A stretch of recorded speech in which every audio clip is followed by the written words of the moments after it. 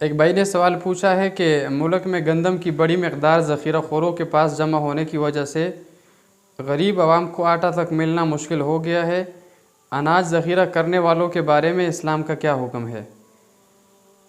دیکھیں، جہاں تک فی نفسی ہی کسی بھی چیز کے ذخیرہ کرنے کی بات ہے تو وہ شرعاً جائز ہے، لیکن اگر اس ذخیرہ کرنے کا مقصد یہ ہو کہ جب قیمتیں بڑھیں گی تو ہم یہ بیچیں گے، یا معاشرے میں اس چیز کی اناج کی ضرورت ہو اور وہ بیچنے سے انکار کر دے، جس کی وجہ سے لوگ فاقہ میں مبتلا ہو، جس کی وجہ سے لوگ مشکلات میں پڑے، جیسے کہ اگلے دن ہم نے اپنے علاقے میں دیکھا کہ یہاں غریب عوام نے سستا آٹا خریدنے کے لیے یہاں مین چوک میں جو ہے نا ایک دوسرے پر چڑھائی کی اور ایک دوسرے پر ہاتھ ڈالا۔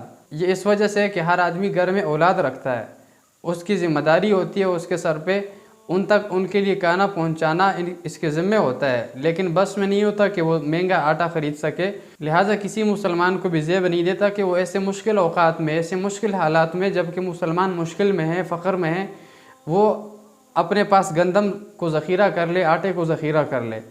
لیکن اس کے ساتھ ساتھ ہمیں یہ بھی سوچنا چاہیے کہ اس کے وجوہات کیا ہے، ہم پر یہ فاقہ کیوں آ رہا ہے۔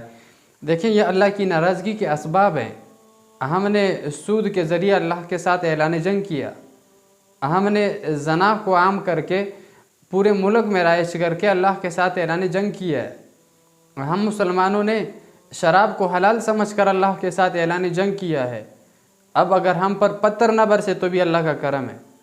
یہ فقر و فاقہ یہ فقط ہمارے گناہوں کے اثرات ہیں۔ ایسے موقع پر ہر مسلمان کو چاہیے کہ وہ سورہ واقعہ عشاء کے بعد پڑھنے کا اہتمام کرے، اور اسی طرح اللہ کے نبی نے کچھ دعائیں بتائی ہیں۔ ایک ہے فقر سے پناہ مانگنے کی دعا، اللہم انی اعوذ بک من الکفر والفقر وعذاب القبر، اس کا بھی ہم اہتمام کریں۔ اور ایک موقع پر حضرت فاطمہ رضی اللہ تعالیٰ عنہ نے امام الانبیاء سے فرمایا کہ اللہ کے رسول، ہمارے گھر میں فاقہ ہے اور ایک مہینے سے ہمارے گھر میں چولہا تک نہیں جلا، ہمیں کچھ دے دیں۔ اللہ کے نبی نے فرمایا کہ بیٹی، اگر آپ کہیں تو میں آپ کو 5 بکریے دے دوں، اور اگر آپ کہیں تو میں آپ کو 5 کلمات بتا دوں۔ وہ بھی ایمان والی تھی، تو اس نے فرمایا اللہ کے نبی سے کہ آپ مجھے وہ کلمات ارشاد فرما دیں۔ اللہ کے نبی نے فرمایا کہ یہ کلمات پڑھتی رہو، یا اول الاولین، یا آخر الآخرین، یا ذا القوة المتین، و یا راحم المساکین، و یا ارحم الراحمین۔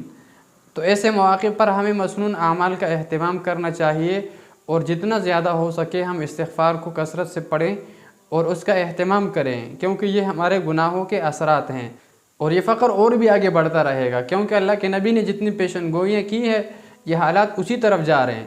اور یہاں تک کہ یہود نے اپنی تیاری کر لی ہے، معیشت پر ان کا قبضہ، بینکنگ نظام پر ان کا قبضہ، ورلڈ بینک پر ان کا قبضہ، اسی طرح ڈیٹا سنٹر پر ان کا قبضہ، ہماری زراعت کو انہوں نے برباد کر دیا ہے، وہ سارا ان کے قبضے میں چلا گیا ہے۔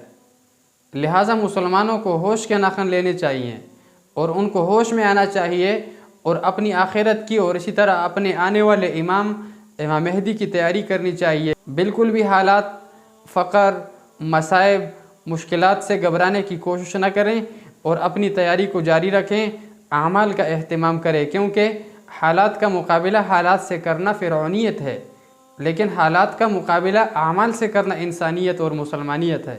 لہٰذا ہمیں چاہیے کہ ہم انسانیت کو فروغ دیں، ہم اسلام کو فروغ دیں، اور اپنے اعمال کو مضبوطی سے پکڑ کر اپنے اللہ سے اپنا تعلق بنا لیں۔ میں بھی کوشش کروں گا، بھی نیت فرما لیں۔ وآخر دعوانا الحمدللہ رب العالمین۔